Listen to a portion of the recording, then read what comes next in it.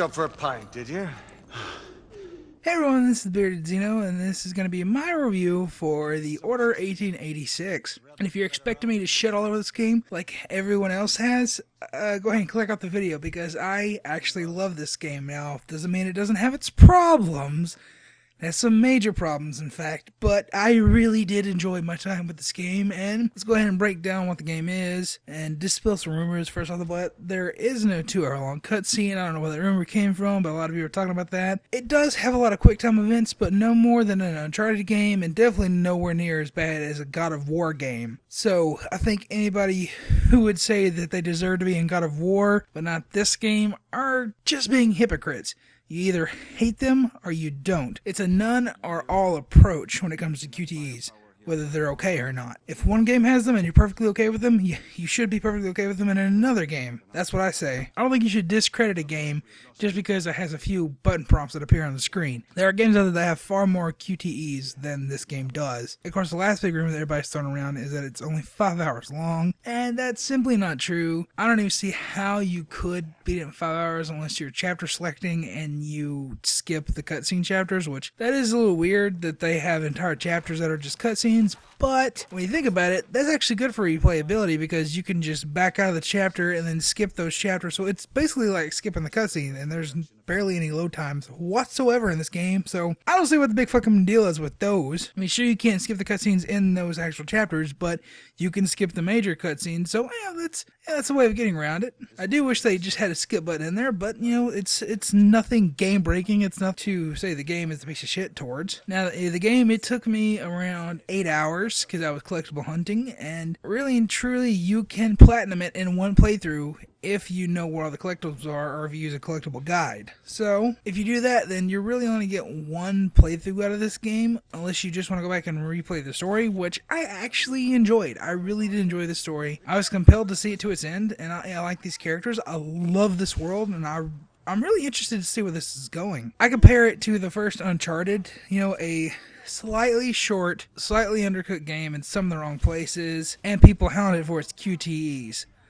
So when you think about that, you go back to 2008, get some older reviews of Uncharted, people still, they praise that game, but then they also gave it negatives towards those things. That barely has any replayability except for trophy hunting, has a lot of QTEs, especially in the melee combat. It was just a little on the short side. All those points directly relate to The Order, except for Uncharted, that was a 9 out of 10, and The Order is a 6 out of 10. That really doesn't sit right with me in my brain. I mean, sure, we've advanced, you know, a whole generation, but the game is fun, and if it's fun, that's the way I look at it. If I enjoy the game and it has a good story, that's how I view if I get my $60 worth. Honestly, I feel like I got way more value out of this game for my $60 than I did for Evolve. And Evolve's a multiplayer game. Evolve has infinite replayability, and I really do feel that my money was better spent on The Order 1886 than it was on Evolve. That's how much I enjoy this story. I feel that the sequel to this could be fucking amazing and could be the Uncharted 2 of this generation, you know? They had multiplayer, they fixed a lot of the things that were wrong with it, have a way better story. I really do feel that the sequel could be the Uncharted 2 of this generation, because I feel like this one is the Uncharted of this generation. It just compares so directly to the first one, you know? All their points are very similar, except for you advance 7 years in the future, and a 9 out of 10 apparently becomes a 6 out of 10.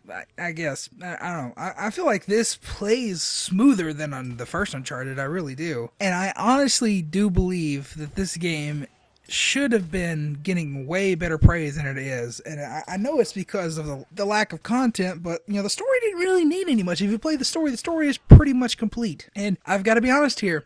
The game is one of the best looking and best polished games I've ever played.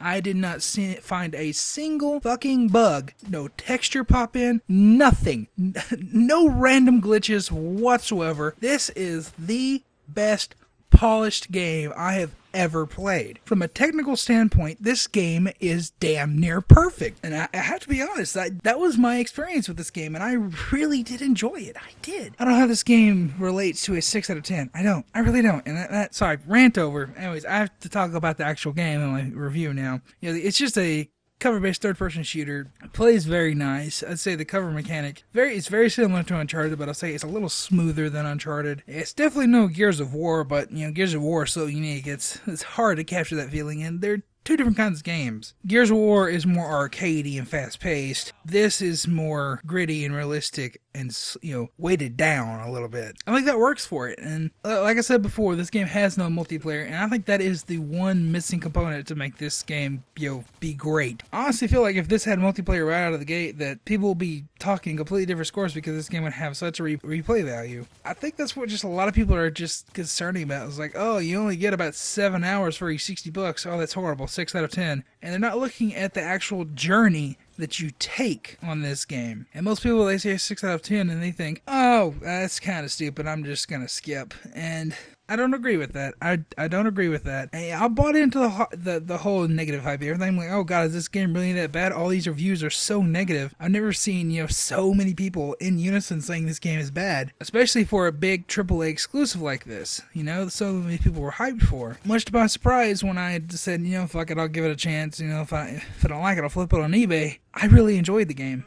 And I've played it through twice already. And I honestly can't get enough. I will definitely continue to replay this game, every once in a while, just like, I like to revisit The Last of Us. I have a confession to make. I've never played the multiplayer in The Last of Us. If you just deliver me a good single-player story, I'm fine with it, As long as it's solid and, replayable to me, then I don't care. If I can replay that story and enjoy it, perfectly A-okay with me. So long story short, I really did enjoy this game, and this is for a specific kind of person. If you just play games just like, hey, I want to get headshot, and I'll, drop on Call of Duty and play with my friends, then this is not for you.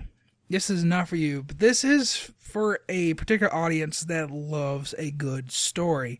Somebody who loves to be taken on a journey and be engrossed in this world. And I think the only true crime that this game commits is its ending. It just kind of ends. Feels complete. It feels like the end of a TV episode. How they feel complete. It's like, okay, well, it's done. I can't wait till next week, except for this is a AAA game, and it's going to be at least another 3 years before we get a sequel, if we get a sequel.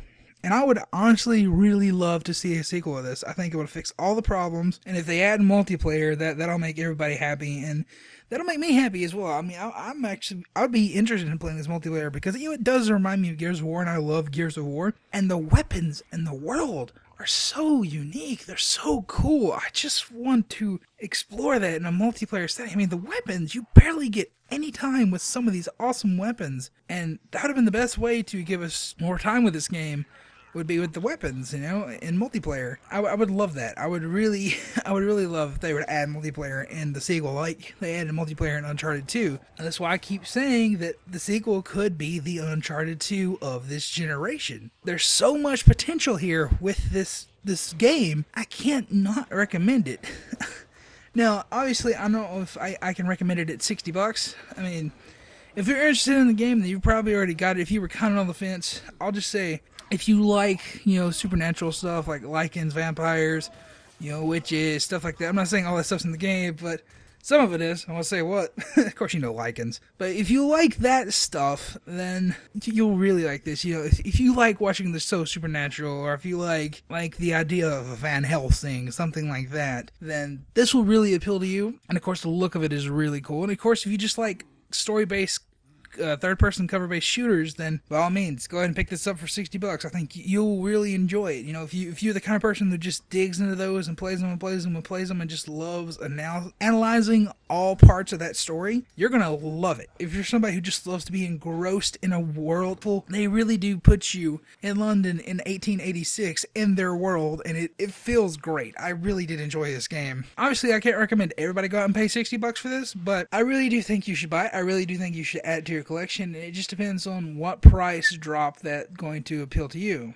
If you like the footage and everything, the game is pretty much just more of this footage, so go out and buy it at $60, if you think you're going to enjoy that. But, if you're kind of on the fence, I still recommend that you buy this, but at like 30 or 40, $40 might be pushing it. Maybe half price would be a really good price for this. But I really do think you should add this to your collection because there's not much to play on PS4 anyways. There's not much to play on either next-gen console in general, honestly. But I really do feel that this is a game that should be experienced, that should be loved, and it's barely getting any love whatsoever. I mean, there are a select few out there who are being vocal about it, but anytime they say, oh, I actually kind of like the game, people just get attacked.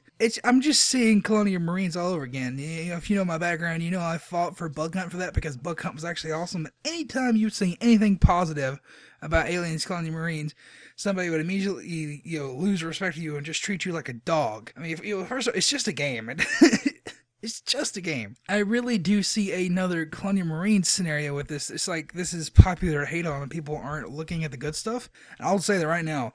Order 1886 is a hell of a lot better game than Aliens Colonial Marines. As much as I love that game, for as much time as I spent in Aliens Colonial Marines and the multiplayer and Buck Hunt and all that good stuff, I enjoyed my time with the Order 1886 more, even though it was, way briefer. And I love this world. As big of an Alien fan as I am, I gotta say this game is definitely way better than that. And, regarding the ending, draw another Alien comparison. Even though it's brief, it has way more resolution than Alien Isolation's story, and everybody praised that ending. So I definitely think that if you were okay with Alien Isolation's ending, you're going to be just fine and dandy with this ending because it has a lot more resolution than Alien Isolation. I'll just say that. Otherwise, there's not much else I can say about this game that I haven't already ranted about in this video, but I really and truly do recommend this. It just depends on what price it is to you, and this is a game that everybody should experience. Just, like I said, it just depends on what kind of games you like. If you like being told a story, if you like being engrossed in a world, then I know that this is a game that you're going to enjoy. But if you're just the kind of person who just like, oh, headshot, yeah, headshot, or if you just like to lay back and just have arcadey fun, this is not for you. It's definitely not for you. This is for story connoisseurs, people who love digging into stories and picking everything apart, learning all the little backstories, all the little tidbits about the characters. That's what this game is for.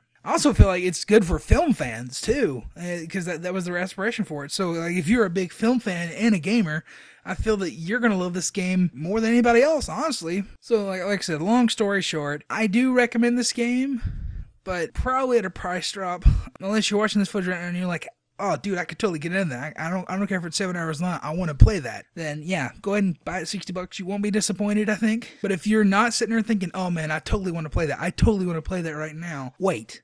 Just wait till a price drop, and then you'll be perfectly A-okay. Anyways, if you have any questions, comments, or concerns about this game, leave them in the comments down below, and I'll see you in the next video.